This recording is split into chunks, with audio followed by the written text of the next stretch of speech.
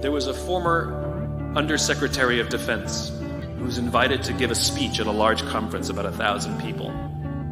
And he was standing on the stage with his cup of coffee in a styrofoam cup. And he took a sip of his coffee and he smiled and he looked down at the coffee. And then he went off script. And he said, "You know, last year I spoke at this exact same conference. Last year I was still the Undersecretary. And when I spoke here last year, they flew me here business class. And when I arrived at the airport, there was somebody waiting for me to take me to my hotel. And they took me to my hotel and they had already checked me in and they just took me up to my room. And the next morning I came downstairs and there was someone waiting in the lobby to greet me and they drove me to this here same venue and handed me a cup of coffee in a beautiful ceramic cup." He says, "I'm no longer the Undersecretary. I flew here coach.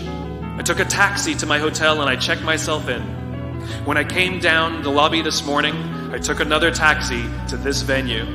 I came in the front door and found my way backstage, and when I asked someone, 'Do you have any coffee?' he pointed to the coffee machine in the corner, and I poured myself a cup of coffee into this here styrofoam cup."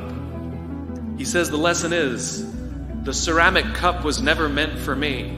It was meant for the position I held. I deserve a styrofoam cup.